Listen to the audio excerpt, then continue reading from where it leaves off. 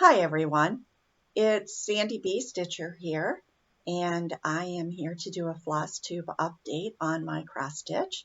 Today is Tuesday, February 11th, and I would like to thank everyone for being here and watching my videos. Thanks for the likes, the comments, the subscribers, and I really appreciate that.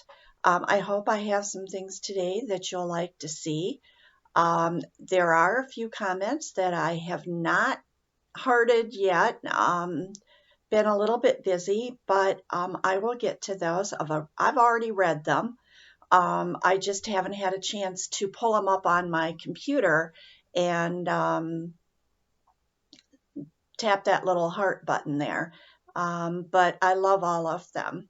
Okay, I want to try to get right into it because I have an awful lot of stitching to show you, and I have some information, and just don't want to waste a whole lot of time. I know everybody's busy. Okay, first of all, a little bit of a health update.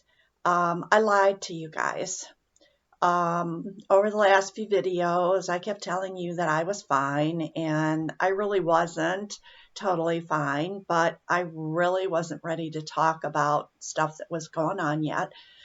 And I don't know that I am now, but I'm gonna anyways and get it out there.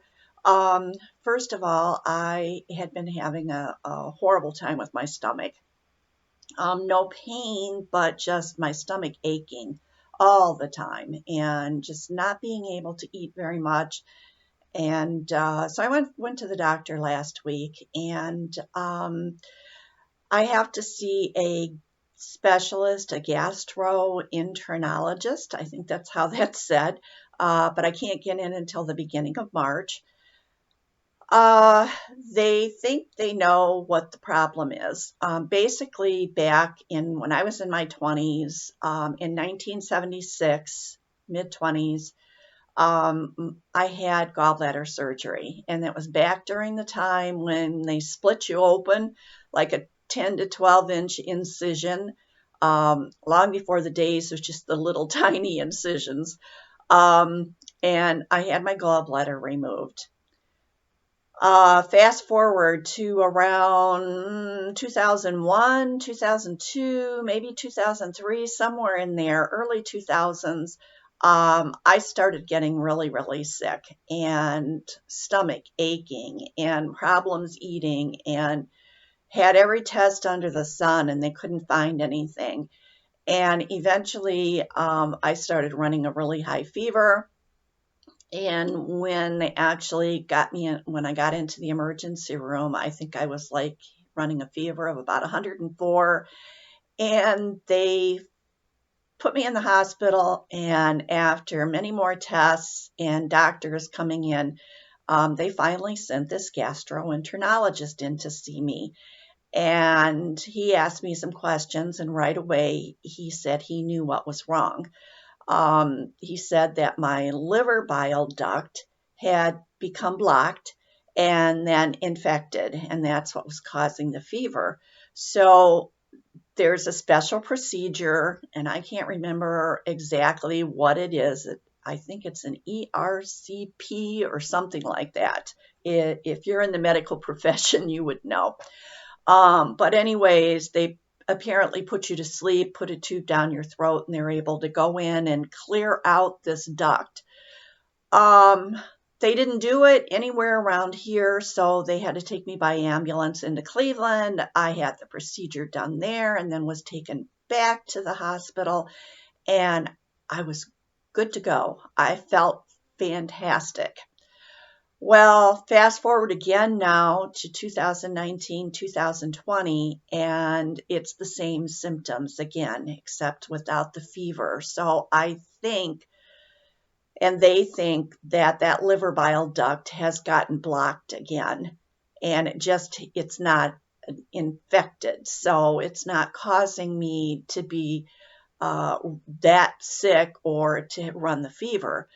So hopefully I'll get in to see the specialist and they can take care of this before it becomes infected. And, you know, if it's something else, then I guess we'll have to deal with that then. But all the symptoms and everything are of the manner of the black duck. Duct. I think I said duck. Anyways, I thought, well, if I have to wait another month almost to see this specialist, I thought I've got to try some things to see if I can help my stomach to feel better. So I tried not eating meat, and surprisingly, it has helped. I guess meat is very hard for your stomach to digest, and so I have been holding off on eating meat and just eating a lot of fruits and vegetables and some bread. And my stomach it's not perfect, but it's a whole lot better than it was. So I guess I'll just kind of really try to stay away from as much meat as I possibly can until I can get in to see that doctor. So that was that. Then my shoulder, I've talked about in the past. I've just been having horrible pain in my shoulder. I had gotten cortisone shots, one in the right shoulder, one in the left shoulder, back on December 31st. The one in the right shoulder is good to go. I mean, no pain. The left one, it only kept the pain away for about a week, and then it started getting really bad.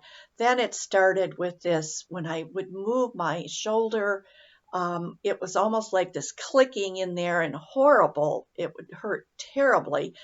And then it started throbbing even when I wasn't moving it. So I've been taking naproxen, and I went to see the orthopedic doctor today. He said I really have to get the shoulder done.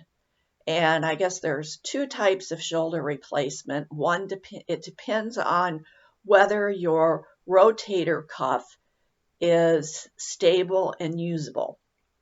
So I have to have an MRI done.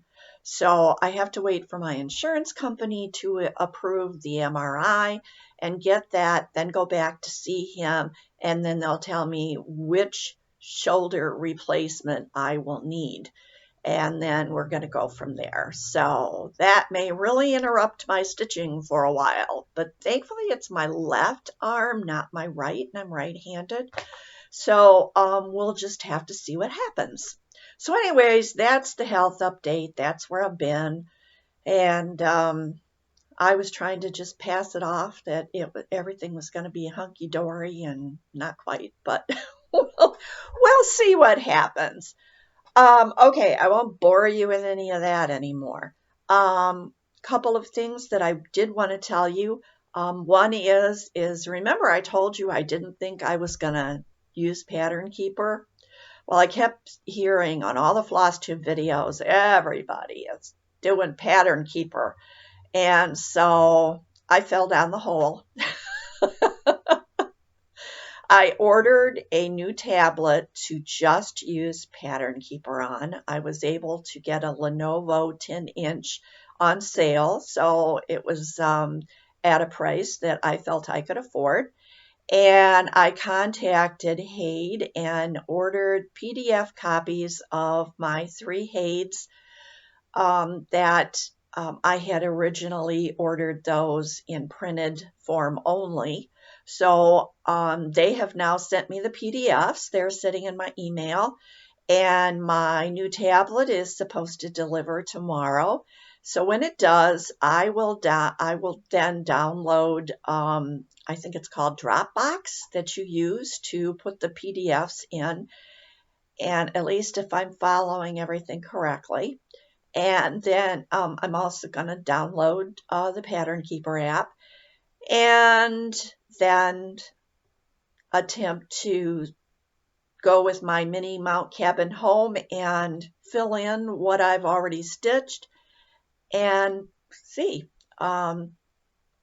It's getting more difficult to try to find, especially when you've got confetti in these Haids, to find those individual little stitches where you only have a couple in a like 200 by 300 block and to go in and find those and then find the next one. And so I decided that Pattern Keeper might help. So I've fallen down that hole, and I'll let you know once I get that all up and running and everything. I'll let you know how that's going. Okay, the next thing that's not stitching related, but that I wanted to show you guys is something I found that I just love these things. M&M Caramel. Oh my gosh, these things are so good. I am not a big fan of just the M&M candies. I kind of like the M&M peanut, but these things are fantastic. They're not tiny. I got to show you here. They're not tiny like the other little M&Ms. And this is one of those bags that people my age have trouble opening. These things that seal up. There, I got it. They're a little bit bigger. I don't know if you can. Oh, turn your hand this way, right? Okay. Can you see they're a little bit bigger than a regular M&M? And they're more the size of like what a peanut M&M would be. And they have this caramel in there that is so good. So I had to share that because these things are fantastic. And you can buy them in the little bags, you know, where they sell individual bags of candy. That was how I got them first to try them. And then I went and looked for a big bag. And the next thing that I wanted to show you is my birthday's coming up later this month, and I wanted to have a birthday start. And so I pulled out my Thomas Kinkade. This is Thomas Kinkade, Painter of Light, Stepping Stone Cottage, Counted Cross Stitch. It's by Candamar Designs. And I bought this for my birthday last year. And it's been sitting in the plastic ever since.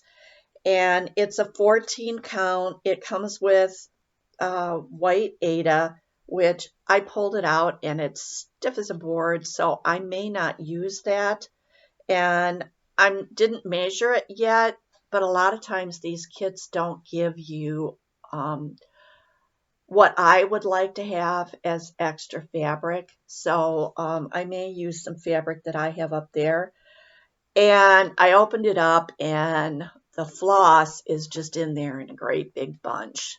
So I'm going to have to go through and separate it all. So I better start soon so that I'll have it ready for my birthday. But I'm going to try to get this so that it's not too much of a glare. Isn't that pretty? I have always loved Thomas Kinkade, and I've always said I wanted to stitch a Thomas Kinkade, and my husband told me go ahead and buy that last year for my birthday, and I did. So that will be coming. And one second, I just have to I've had a little bit of a drippy nose, as you know, and I'm going on the whole winter. So I just wanted to take care of that so I didn't have to sit here and sniff. Okay, now lots of stitching to show you. Here I am almost 15 minutes in and I'm just now getting to the stitching, but sometimes that's the way it is. All right, I've got the stuff all piled up here and I'm going to try to show you what I did. And this is my ornament. I was working on it today.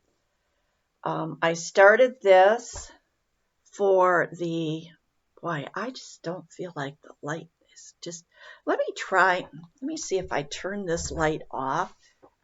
If you're going to get a better,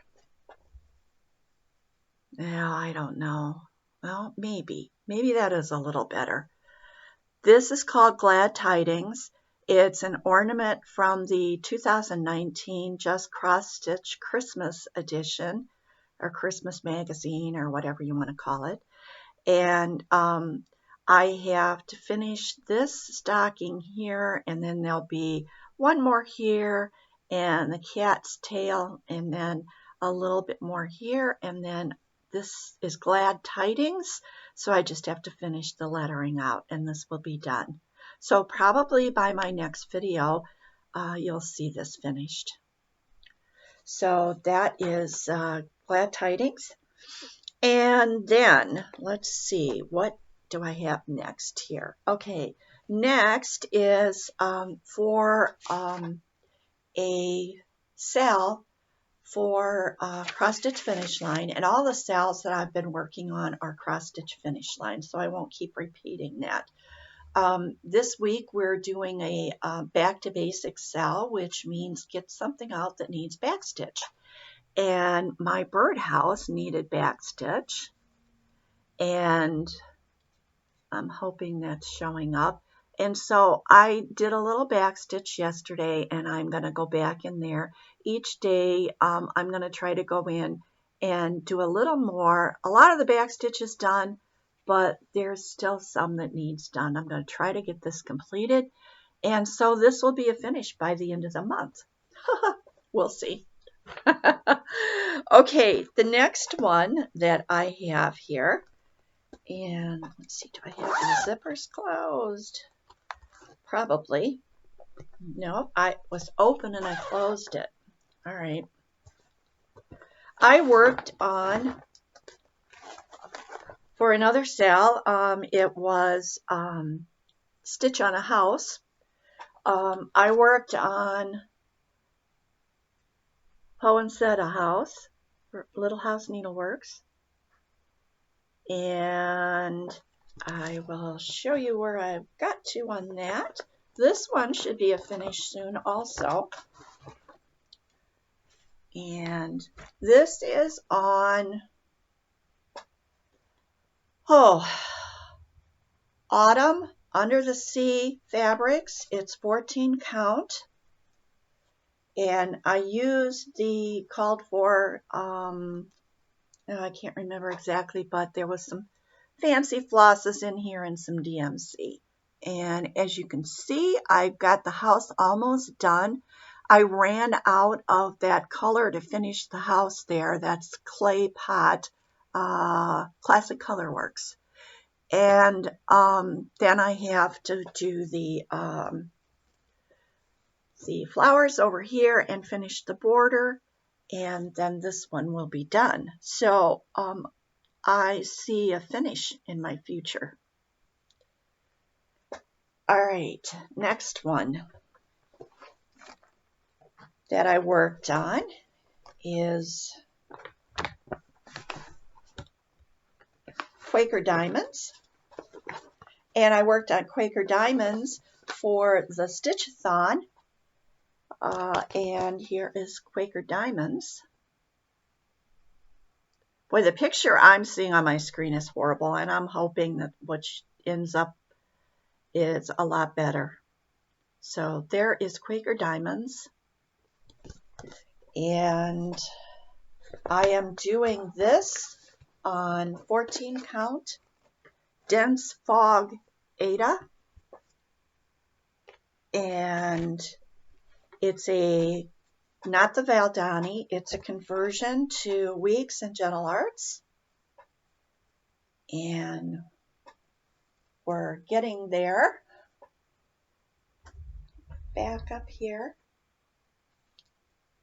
so that you can see all of it, and then I'll bring it in a little bit more and show you this bottom part and where I'm getting to down there. So that is the bottom on the side there. So I've got another big diamond motif to do, a really large one, and then some fill-in around it. And then this one is going to be getting close to a finish. I've only been working on a few projects and just continuing to plug away at them. So I could try to get some finishes, and then what I'll do is I'll pull out something else and then start, really trying to go to town on some of those. That way I can hopefully bring my whip count down a little bit and get some new starts, because I have a lot of things up there I would really like to get going on. Okay, next one that I have to show you is my Hayed Mini Mount Cabin Home. And the next time I work on this is going to be with Pattern Keeper. And so I'm just going to leave it sit until I get Pattern Keeper up and running. And I'll show you where I am now. Whoops. Well, I'll have to pick that up in a minute. All right, I'll show you where I'm at right now. Here is the whole thing. I think I'm getting it all in there. And mostly where I have been working recently has been over here, finishing up, working on that sky and coming down. And to get this, I'm going across here to get this finished. So I have a nice, at least a 3-inch margin over here, if not a little more. So I don't have that much further to go up there. And then I will come down and go back over to here and continue on from there. All right, so that is Mini Mount Cabin Hoe. Now I have to pick up the stuff that fell. Sorry about that. All right, my next project that I have worked on, and I have this one closed, so I'll get it open, and it is Japanese Garden. And did I tell you, I'm sorry, the Mini Mount Cabin Home is on 14 count. I believe it's Antique White Ada. Okay, Japanese Garden. I worked on Japanese Garden for also with the Stitchathon. So I did 300 and some stitches on Quaker Diamonds and 300 and some stitches on Japanese Garden. I think I had a total of 711 stitches, which isn't a whole lot for a whole weekend, but part of that time I just wasn't feeling like stitching, so I was just watching some TV. I know, shouldn't watch TV, I should just stitch. Okay, now let me get Japanese Garden up here. And I didn't get a whole lot of progress here, as I said, from when I showed it to you last. It was only 300 and some stitches, and it was mostly right in here. I did some fill in and then a lot of this yellow in here. And I think I told you before, I'm going to continue on down here and get this part filled in. And then I will pull out the other page. And when I come down through here, I'll work both pages at the same time for that last, I think, last 2 columns as I fill in and finish that first page and then move on to the second. Totally. Okay. One more that I worked on, and that was, oh, and this was 14 count Touch of Blue Ada. And I also got out Glory of Autumn.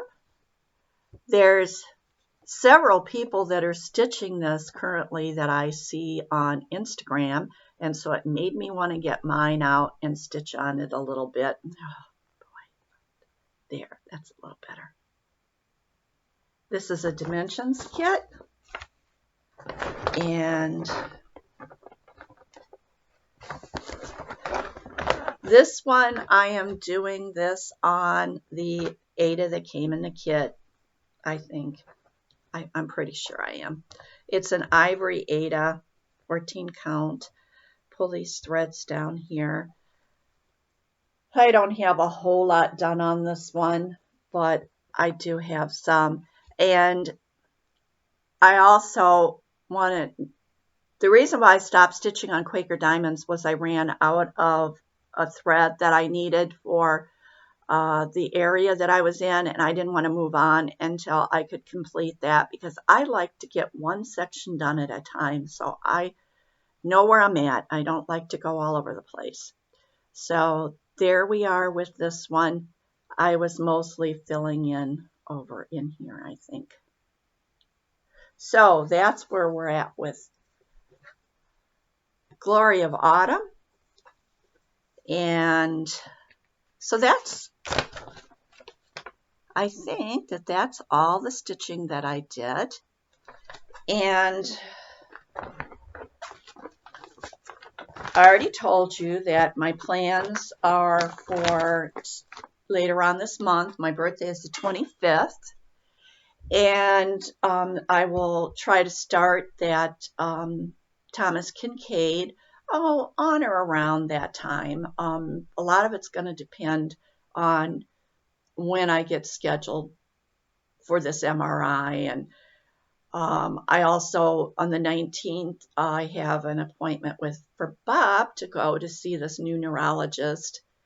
And so with all these different appointments and stuff, I have to kind of work around all this stuff. And I have to get our taxes done, along with 9 million other things. So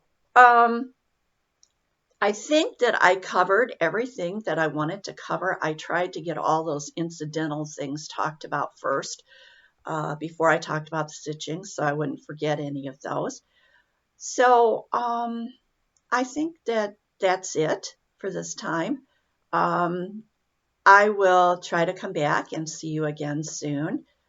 Just depends on how everything is going.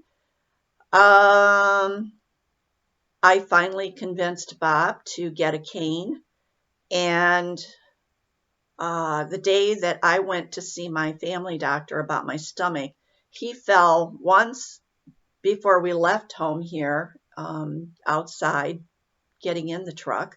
Then he fell at the doctor's office getting out of the truck. And so when we left the doctor's office, we went over to Discount Drug Mart, which is a regional drug chain, and we bought a cane. And I told him, you'd better use it. Well, every time I turn around, I realize he doesn't have it. So he said, well, I put it, because he was putting it different places, and then he couldn't find it. So then I told him, well, put it by the door. Well, he's putting it by the door, but he's forgetting to get it. And I'm usually kind of busy trying to get keys and everything, and because I'm doing the driving, and I don't remember to remind him to get it. And so I don't know, I guess I'm going to have to tie it around his arm. That's not going to work either.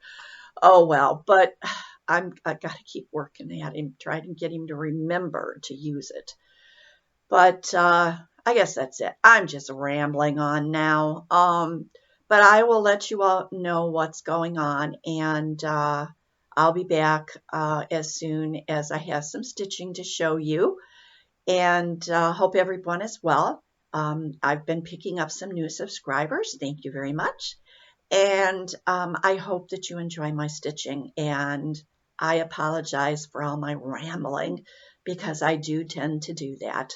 So again, sending out love and hugs to everybody. Please, everybody, be well. Happy stitching. And I'll see you the next time. Bye.